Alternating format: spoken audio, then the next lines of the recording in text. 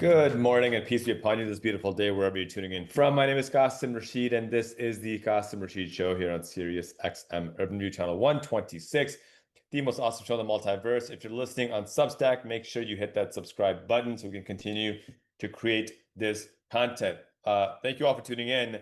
I always appreciate your emails, your notes, your texts, your tweets. Grateful you all listen to the show and grateful you share it with family and friends. Keep those messages coming and make sure, again, you hit that subscribe button. We've got a great show lined up today. Dr. Theon Hill is going to be joining us in just a couple of minutes. Short intro to today's show because I really want to get to him. Dr. Hill serves as a professor of communications at Wheaton College right here in Illinois, specializes in the study of African American rhetoric within the context of politics, social movements, religion, pop culture. He's got a new book coming out regarding Black politics and Barack Obama and Black social justice movements. We'll talk about that. We're also going to talk about just the state of the Democratic Party, coalition building, the contrast between the need to not let a fascist get in power versus the need to build a coalition to really represent all of us, and kind of what's the compromise? How do we build that out? And we're also going to talk about Zohran Mamdani. What made his campaign so effective? How did he go from 1% to winning the primary for the largest city in the country and very likely becoming the next mayor of New York City, inshallah, as we say. And then afterwards, I want to dive into these Supreme Court rulings that just came out last week. Seven major rulings that fundamentally reshape basic rights in this country. And a lot of confusion and disinformation, unfortunately, out there about what these rulings mean. And a lot of that disinformation is from the Trump camp themselves. But I want to break down just a little bit about these rulings. And if you haven't had a chance to kind of look at them, they cover everything from birthright citizenship to Obamacare, the FCC, and broadband internet rights, Mahmoud versus Taylor, with LGBTQ themed storybooks in schools, the Free Speech Coalition, Louisiana versus Salius, and Medina versus Planned Parenthood in I think South Carolina as a state. But some pretty shocking rulings both ways. Shocking that they were in favor of justice, that I expected to be completely opposite. And well, I guess the other one was not shocking. I pretty much expected them to shut down our civil rights, and that's what they've done. So we'll talk about that after the interview with Dr. Hill. But I'm excited to have Dr. Hill on. He's a brilliant thought leader, some phenomenal insights he's going to share with us on communications and coalition building, especially as we're working from a place of minority. We don't have power in Congress. So how do we be effective in this space? He's going to break it down for us. You're listening to the Qasim Rashid Show here on Sirius XM Urban View Channel 126. If you're listening on Substack, make sure you hit that subscribe button. After this break, we'll be right back with Dr. Theon Hill. Welcome back. You're listening to the Qasim Rashid Show here on Sirius XM Urban View Channel 126, the most awesome show in the multiverse. I'm excited about our guest this week's first-time guest, hopefully not last time. But Dr. Theon E. Hill serves as a professor of communication at Wheaton College, specializing in the study of African American rhetoric, particularly within the context of politics, social movements, religion, pop culture. He's got brilliant research. You can read all of his peer-reviewed work. He's working on a book right now. I've heard him speak. Powerful speaker. His ability to tell a story while speaking is why I call him a powerful speaker, because a lot of people just speak and say a lot of words. He tells a story and you remember it. Dr. Hill, pleasure to have you with us today. My brother, thank you so much for having me and for your prophetic work, which is desperately needed in these moments. We lift each other up, and I want to double down on this point because for those listening, I get emails all the time from folks saying, how do I become a better public speaker? I don't know why they ask me, but I'm sending them Dr. Hill's speech that I saw. I was speaking at a keynote a few weeks ago, maybe a few months ago now, and I asked the organizer, a mutual friend of ours, what's a good example of someone who really knocked it out of the park? And she sent me your speech, and it was brilliant. I still remember it, and I only watched it once, and that's saying a lot because I typically forget very quickly. So uh, I appreciate that. Wheaton College, I grew up in that area, very conservative area. Your politics are very different than your college. How does that work?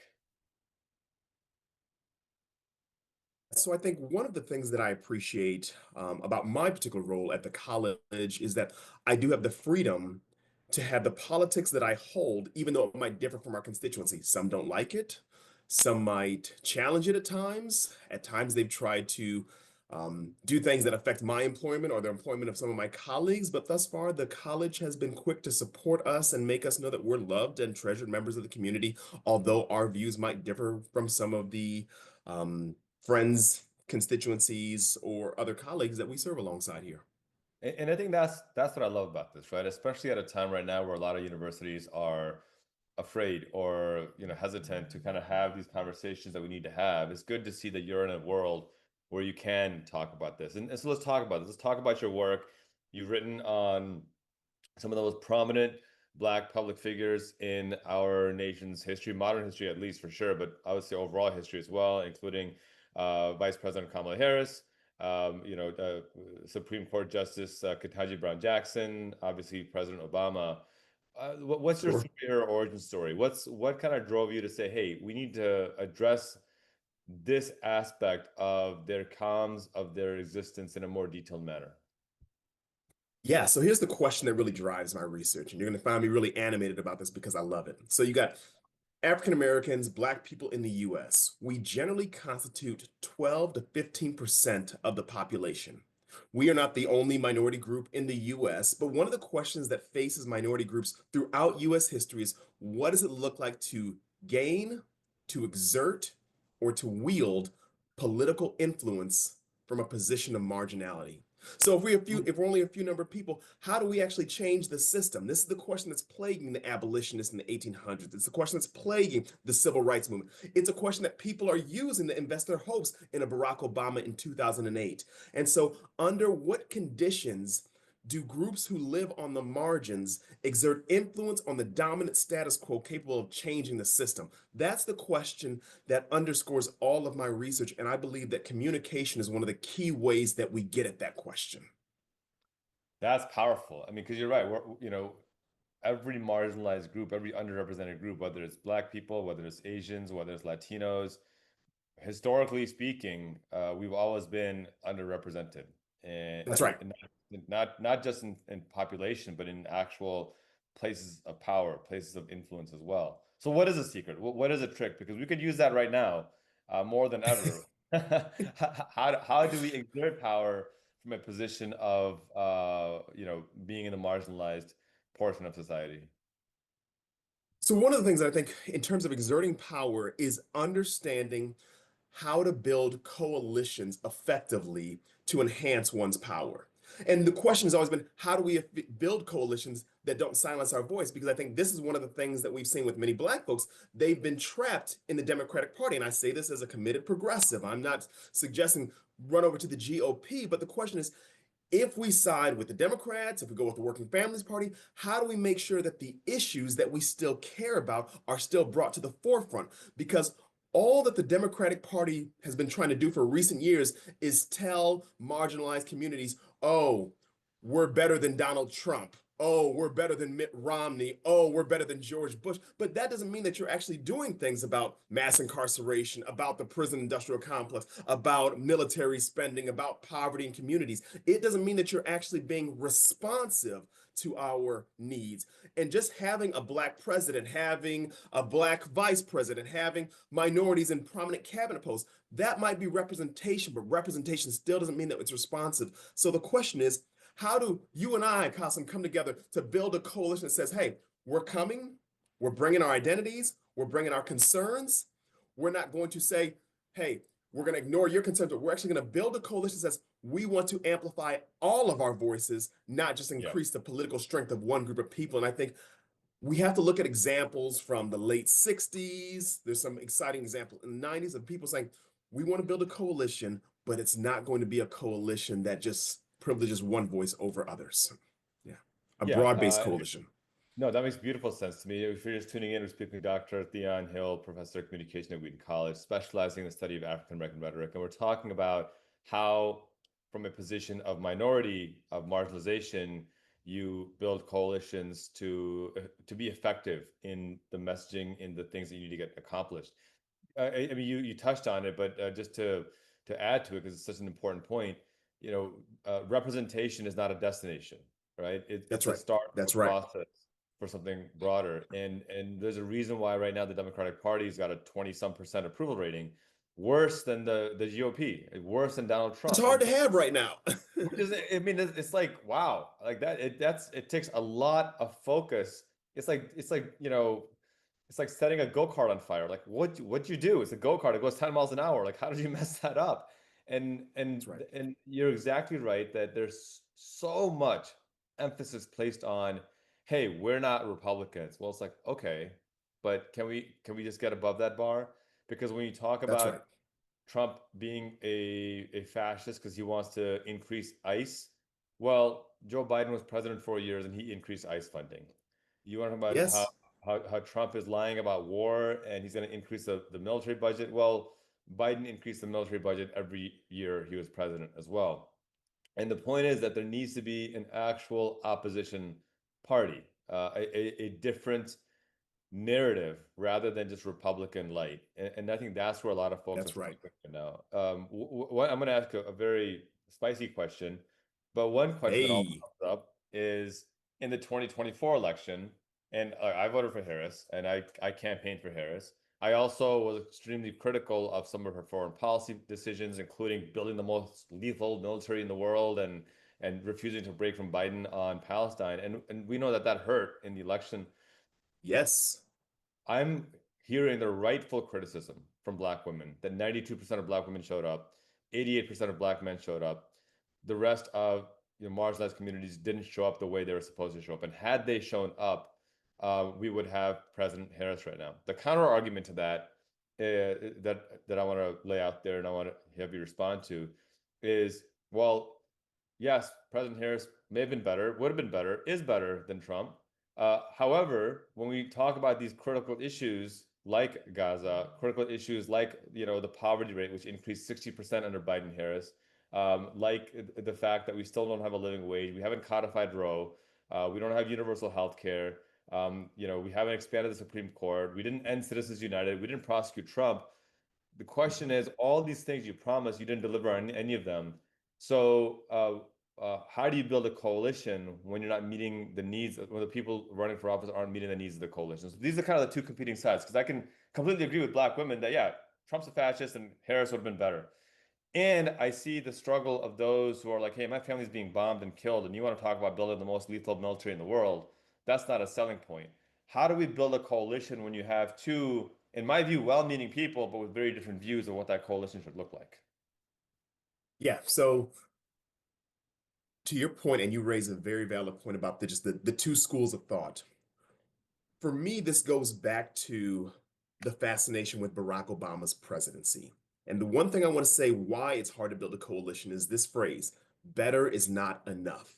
The Hmm. Democratic Party's mantra recently, implicitly, has been we're better than Donald Trump. We're better than enter your person. But better is not enough right now because what happened with Barack Obama, and I think if we're talking about 2008, maybe Kamala Harris can be more successful in building the coalition. But what Barack Obama did consciously is he said this at times, I'm a blank slate, and people project their political aspirations onto me.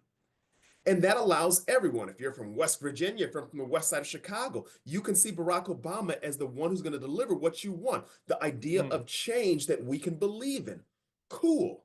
But what happens when governing meets campaign promises? All of a sudden, that blank slate becomes focused on a very narrow set of issues designed to not ensure that everyone gets what they want, but that the coalition doesn't fracture.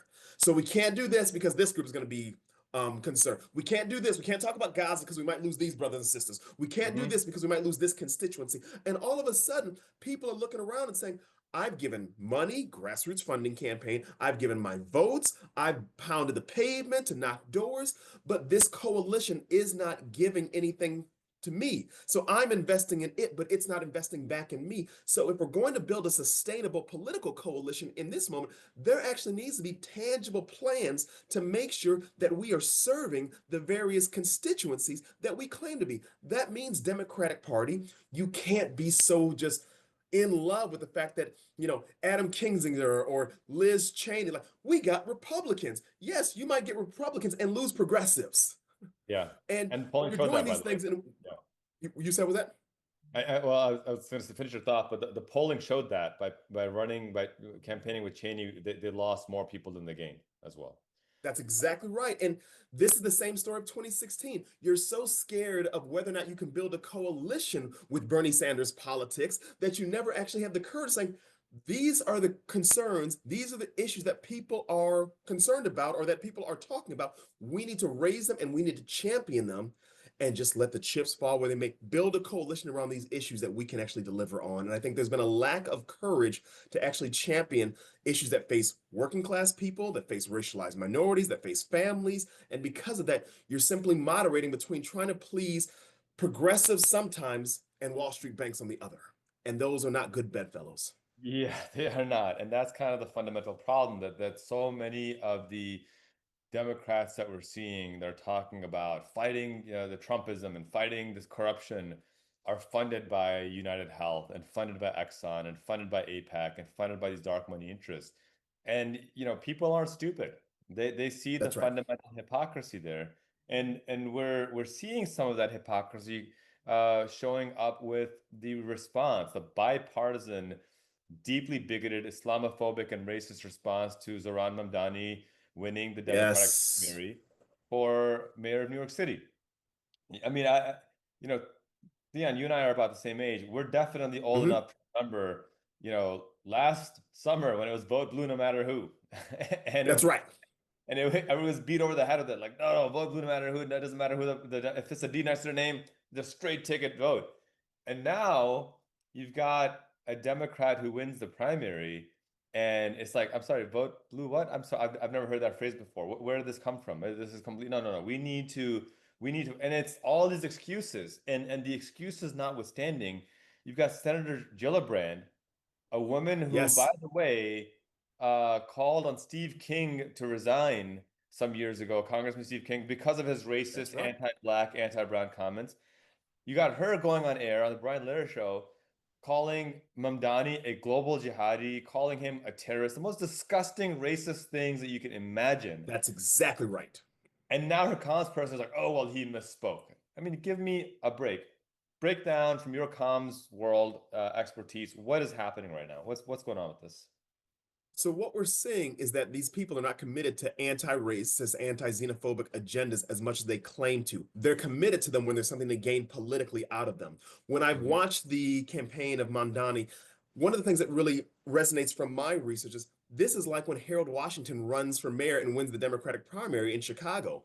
When Harold Washington wins the Democratic primary in Chicago, there's literally the Democratic machine turns against him. There's a famous billboard in Chicago: vote for the Republican candidate before it's too late. And there's very Mm, clear racial undertones. I mean, he yeah. gets elected. Someone calls into the radio show in Chicago and says, is he replacing the elevators in City Hall with vines, playing on the racial um, tropes of Black people as apes or monkeys? And so you're seeing these same things leveraged here by by the people who should be Mondani's allies, just for the sake of we want to make sure that we preserve our power.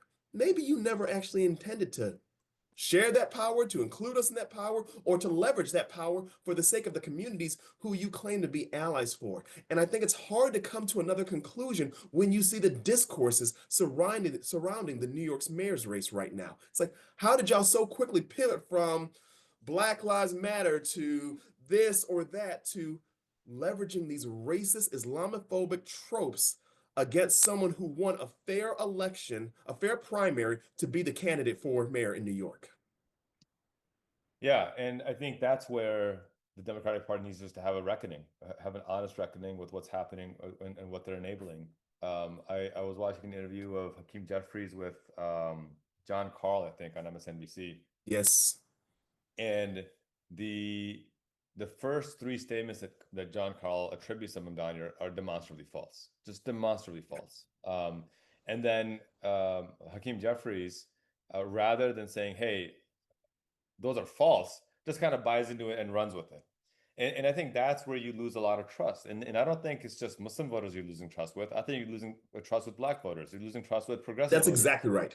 Because when you talk about coalition building, Dr. Hill, I think you probably, and correct me if I'm wrong, but you probably also mean the importance of solidarity with one another in these communities, right? And so, right now, I'm a U.S. citizen. I'm not an undocumented immigrant, but guess what? If I see my undocumented neighbor being attacked, I'm going to speak out against it. And That's what right. I've seen as I've talked about this is the heartwarming part. I will say this is just the overwhelming response from folks saying, "I did not expect this from the party. I'm disappointed. What do we do to push back against this?" And we're seeing that pushback. And so, what does that coalition building look like right now? For those who are trying to figure out how do I be an ally in this space? You mentioned anti-racism versus not racism, but from a practical perspective, I think that one of the biggest frustrations I'm seeing in this space is, well, what the hell do we do? How do we actually Yes. influence?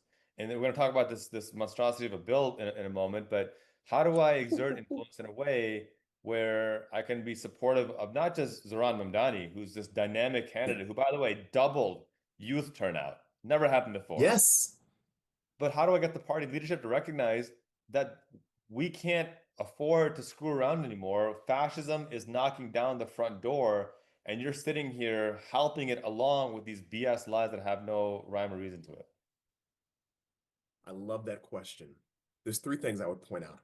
First of all, what you're really calling for here is us having coalitional concerns that transcend any one identity marker that we might hold ourselves. So the idea that I should be concerned for you, you should be concerned for me. The first thing we need to do if we're to build a broad-based coalition is we need to not only know one another, but we need to know one another's concerns. And what I mean is that it's gotten really popular to hold these performative political stances. Oh, I'm concerned about what's happening in Gaza. I'm concerned about what's happening with, this pipeline in the Dakotas. I'm concerned about, but do you actually understand the issues? Do you understand policies? Do you understand what's at stake? Because what I saw in 2020 and 2021, as people were trying to engage a lot of prominent social issues, they were engaging in ways that were fundamentally unhelpful. Hmm. And so you're trying to do this, but like that's actually not helping the situation because you don't actually understand it. It's just hip to you to be concerned about this. So number one, you have to know the issue.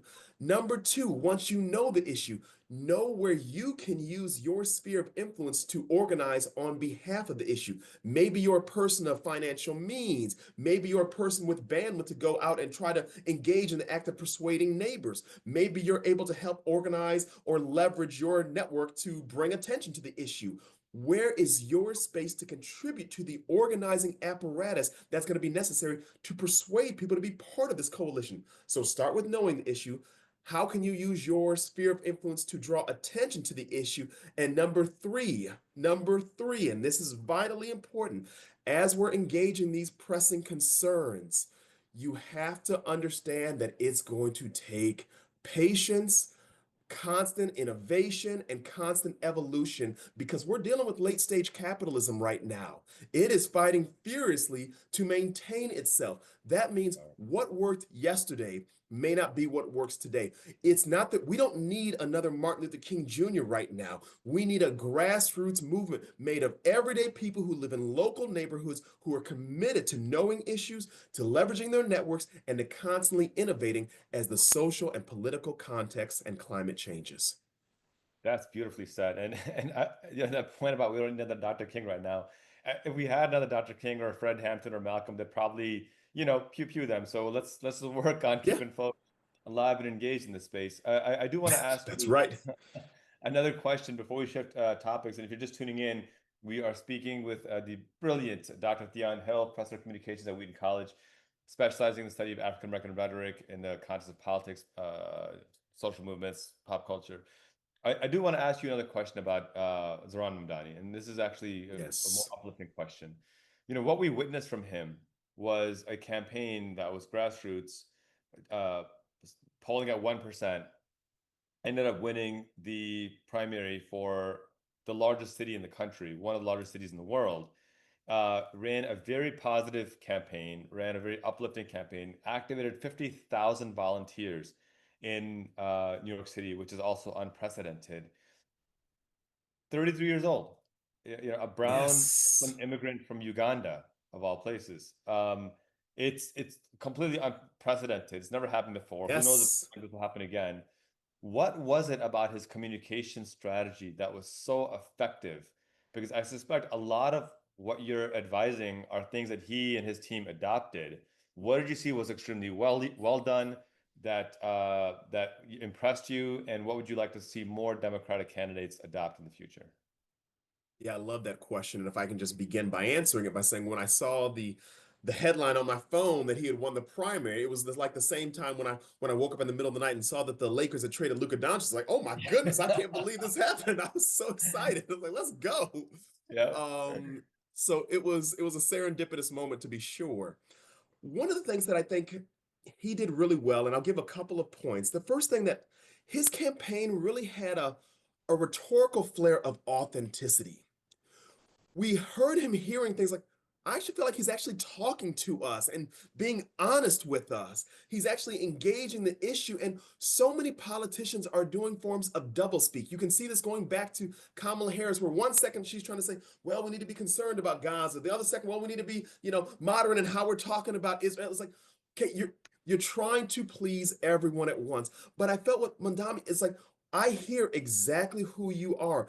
So on the one hand, there's an authenticity. I'm hearing from you.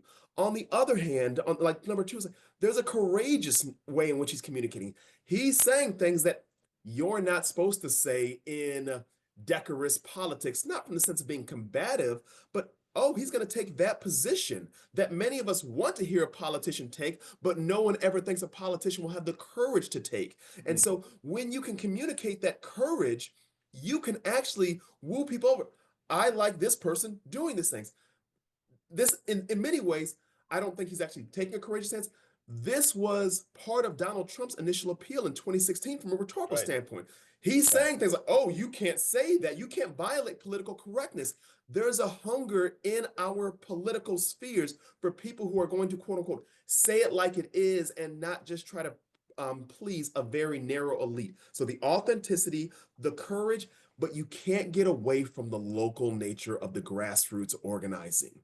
That communicates so much when you show up places. Like you actually have to show up. You have to know how to deploy people to different communities so that they feel heard. When we're talking about coalition building, so many people feel like they've been ignored by a Democratic Party or by the GOP. But if you're actually listening to them and that they hear that hearing reflected in your speeches, in your issues, they're going to get excited because politics starts doing something in his mayoral campaign that it hasn't been doing, actually representing the people.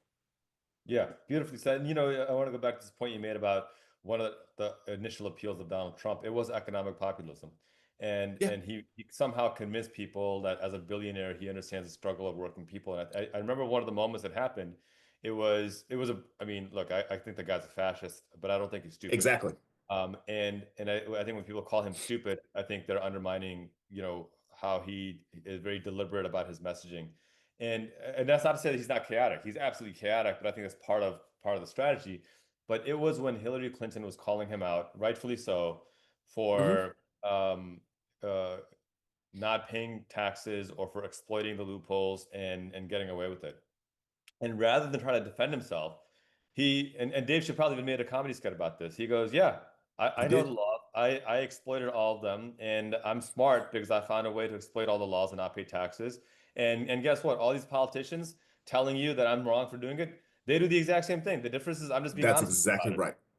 right. And that to me, you could see light bulbs go off in people's heads like, yeah, well, if I had the money, why the hell wouldn't I do it? Of course I would do it as well. And he's just being honest about the fact that he's doing it, and the rest of us them are lying to us. All of that distracted from the fact that he's exploiting people because it was covered up by this perceived authenticity. And I think he actually was authentic to say, yeah, of course I did it. Why wouldn't I do it? Because he That's right. realized that people are pissed off at the wealthy. And he thought, let me just pretend like I'm on their side. And I think it's that authenticity. There's a video going on viral right now. Journalist Ken Klippenstein has posted it that contrasts Hakeem Jeffries and Chuck Schumer at rallies to Zohran Mamdani at rallies. And it's one of those where there's a it reminds me of a Simpsons episode where Homer's doing stand-up comedy and he's on stage and he yells out, "Are you ready to laugh?"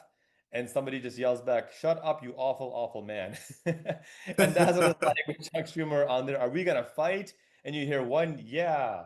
And then it contrasts to Mamdani, and before he finishes a sentence, it's a roar of support. And it's that authenticity that I think we need Democratic Party leadership to recognize this is the future if you allow it to be. A poll just came out that not only does the party have a 26% approval, but nearly 70%, nearly 7 in 10 Democrats want party leadership to resign and disappear into the Wow. sunset, Yeah, let new leadership come into play. So I guess in the last couple of minutes that we have, Dr. Hill, what needs to happen for party leadership to recognize from a comms perspective that, hey, this just isn't working. You're killing the party. And this is not about rehabilitating your image. It's about if you truly care about the party and the country, you'll move on and let younger people, let the next generation, the AOC, the Jasmine Crockett's, the that's Zohran right. Mamdani's take the lead. In answering that question, I think it's really important for us to go back to the moment when Schumer decided not to shut the government down. Mm, mm, Back in late February, early March, when basically the DNC blinked and all of a sudden we're yeah, going to help keep the government open. For many young people, for many not quite as young but still clinging to that youth like you and I people, this was a moment where we were like, what are you all doing? When are you going to fight? When are you going to push back against some of these things? And so when I saw Schumer decide we're not going to let the government shut down, and then the BS explanation that we get of why they're not shutting the government down, it's like, y'all need to go yeah, because you think you're absolutely. being calculated, but what you're doing is driving and fueling the pessimism that so many of us have with democratic politics today. So, what would it look like for you all to be, you know, more courageous, saying, no, we will shut it down. And we trust that in 2 years, when it comes time for the midterm, people will have forgotten or they'll have seen the value of what we did. But it's like you're so, oh, we're going to not, we don't want to hurt our standing in 2026 of retaking the House. First of all, people's memories are short. That's number one. Second of all, I would actually be excited if you did this because it would actually energize. They might actually fight. Third, Yep, you might have put a halt to the gross dismantling of education, of US aid, of all these revered institutions that are not only benefiting Americans, but people around the world. We'd have seen you're actually going to fight for the things that are concerning us. But what we're saying is right. that you want to hold power, even if it means making a deal with the devil. That's right. That's right. I mean, it's like they're burning down the government to rule over the ashes, and that's kind of That's right. what we're seeing right now, and just the lack of any kind of accountability, I think, is infuriating people. And this is the constant drumbeat that I've been hearing is the Republican Party had the Tea Party, which transformed into QAnon and into MAGA and took over the party. There's no such thing That's as right. a Republican left. It's basically MAGA, QAnon, or you're out of the party. That's Um, right. on the Democratic side, we've got the centrists and we've got the progressives. When are we going to have our moment on the left as well? I'm always deliberate to point out that for as much as the centrists want to talk about, these progressives being these radical leftists with these radical ideas, that's first of all, that's Republican framing, of the messaging. What's radical about saying people should have health care and not die if they get cancer? What's radical about That's saying right. that you should have a If that's living? radical, I am radical. Exactly, right? I mean, what's radical about saying that Walmart shouldn't pay such a poverty wage that every store is subsidized 400,000 in welfare benefits because their employees can't live off of the wages that Walmart's paying? I mean, that's not radical. It's basic common sense. What's radical about saying that we should have clean air, food, and water for our children and grandchildren in 20 years and not let climate change devastate us? And so I think a lot of it is that messaging, and that's why I appreciate your work so much because you are so deliberate about your messaging being precise and focused on solutions. We're down to our last couple of minutes, but I want to ask you to share, Dr. Hill, how can folks connect with you? How can they support your work, your advocacy, and what's the next big thing you're working on? So I'm really excited. The next big thing, I'll start with that and work my way backwards. I'm in the final stages of a book called Searching for the Promised Land, Black America and the Politics of the Obama Era. And what Mm, this book explores is not so much Barack Obama, race, those books have been written, but what this book explores is how does how do Black politics change because we have a Black president? One of the fascinating things that has not received enough attention to me is that you have really the longest and most influential movement of African American communities since the civil rights movement, Black Lives Matter emerges during a Black presidency. Yeah. That should tell us something that a grassroots movement emerges with a Black president in office about how they see the relationship between electoral politics and grassroots politics, and the fact that Mm. they feel it's urgent and necessary, even with a Black man in the office. So I'm really excited to see that book come to Yeah. completion. Well, when that comes out, we'll have you back on and talk about that more. We'll have you back on a lot more, Yeah. but definitely at that time. And in the meantime, how can folks support your work? How can they get involved in your advocacy? Aside from enrolling at Wheaton College, but other than that, how can they get involved and support you? So the things I'm really working on right now, I'm working on building up my Substack work, and I'm working on enhancing social media. I'm on Substack. I'm on platforms like that. So holla at me, Theon Hill. Email address and all those things are publicly available on Wheaton's website. So I think Right. just you'll see me in DuPage County in Illinois trying to do work to make sure that working class folks and those who sit on the margins have what they need. So connect with me on social media, connect with me via email, and just support the work that way. Find ways to partner together. I'm always interested in supporting folks, regardless of who they are, if they're committed to justice, equity for all. I love it. I love it. Dr. Theon Hill, professor of communication at Wheaton College, specializing in the study of African American rhetoric. Thank you for being with us. We'll hope to have you back on very soon. Thank you so much, brother. Appreciate it. You're listening to the Qasim Rashid Show here on Sirius XM Urban View Channel 126, the most awesome show in the multiverse. That was Dr. Theon Hill. We'll be right back after this break. Welcome back. You're listening to the Qasim Rashid Show here on Sirius XM Urban View Channel 126. If you're listening on Substack, make sure you hit that subscribe button and continue to create this content. That was Dr. Theon Hill of Wheaton College. You can find his email online pretty easily. Phenomenal human being, just brilliant scholar aside, just a phenomenal human being. Love talking with this guy, and I can't wait to have him back on. Certainly excited to pick up his book when it comes out in a short while. I want to close the show by diving into the Supreme Court decisions that came out last week, because of course corporate media is not going to cover them. There's no clicks in that, but I do think it's important that each of y'all know exactly what's going on and how these rulings are going to impact you. These are going to have wide-reaching impacts on our rights, on your rights, and a lot of the analysis out there is so chock full of legalese, I can barely understand it as a lawyer. So I wanted to break it down and make it a little bit clearer so that we can really understand and digest just what the hell is going on in this country right now. The first case on the docket was Trump versus Casa, where Trump wanted to end birthright citizenship. And, this is his first major attempt to end this constitutionally guaranteed right of birthright citizenship. And let me provide the backstory. Back in 1898, post obviously Civil War, there was a debate on, are Black people citizens? And it stems back to an 1857 Dred Scott case, which you've probably heard about in school. And the Dred Scott ruling, Black people sued to say, hey, hold on a second. The Constitution says all people are created equal. We're people, so we should have equal rights as well, and slavery should end. Pretty common sense argument. Justice Taney, the white supremacist man who was the Supreme Court Chief Justice, wrote the majority opinion saying that Black people are not actually human. They are an inferior class, and therefore they don't qualify as citizenship. And what's really fascinating and horrifying about that case is that they recognize the plain text of the language of the Constitution, that people born here are citizens, period. And they couldn't get around that plain language. So what they had to do was say, well, obviously people born here are citizens. There's no debate about that. But Black people aren't people. So therefore, we don't need to actually provide them citizenship. And scholars argue about this, but there's large agreement that that essentially was the last call before Civil War. That was the last legal attempt to resolve the white supremacist policy of the United States before Civil War eventually broke out 7 years later, or I'm sorry, 4 years later. And so after the Civil War, the 13th and 14th Amendments were passed. The 14th Amendment obviously ensured citizenship at the state level as well as the federal level.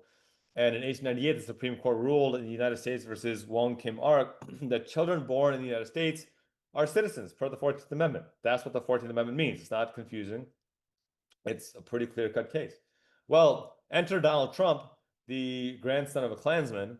In a January 20th, 2025 executive order, he attempted to undo that constitutional protection. The district court blocked this unconstitutional executive order and had nationwide effect. And Trump sued, arguing that a district court cannot issue a nationwide injunction. And Supreme Court, because they are, a right-wing MAGA majority, voted 6-3, a completely ideological vote, granting Trump his request to narrow those injunctions. And so this ruling is devastating for a number of reasons. One, it scales back restrictions against other Trump's fascist policies.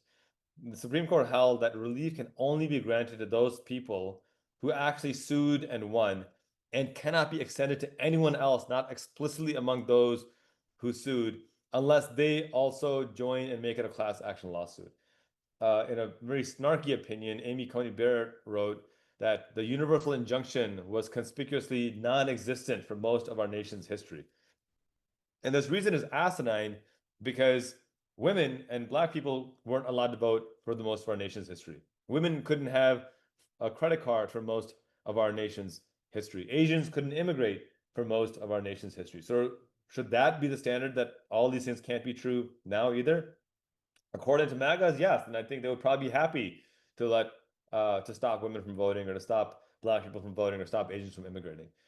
Justice Ketanji Brown Jackson wrote a brilliant dissent, and she pointed out that the court's decision to permit the executive to violate the Constitution with respect to anyone who has not yet sued is an existential threat to the rule of law. She's right.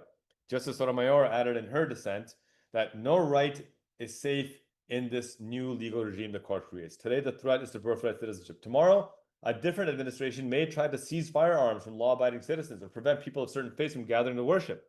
The majority holds that absent a cumbersome class action lawsuit, courts cannot completely enjoin even plainly unlawful policies unless doing so is necessary to afford the formal parties complete relief.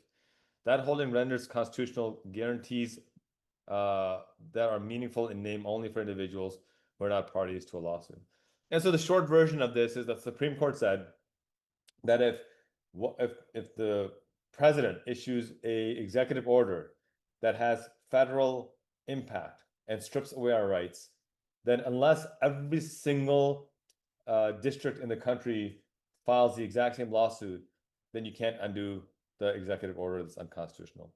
So while the executive order can have national effect, you can't have a national restriction unless you go into every single district and file a lawsuit. So you can understand how difficult and backwards this is.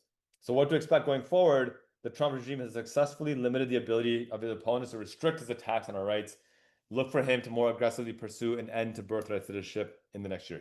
Trump will work aggressively to end birthright citizenship in the next year. He's already instructed the DOJ to rescind people who are nationalized citizens as well. The two wins that we had, I'll go over those a little bit faster.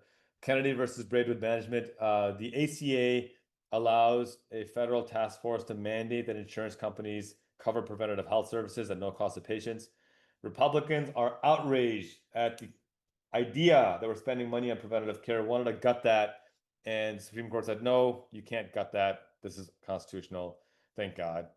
FCC versus Consumers Research. The Republicans wanted to gut expanded communications access.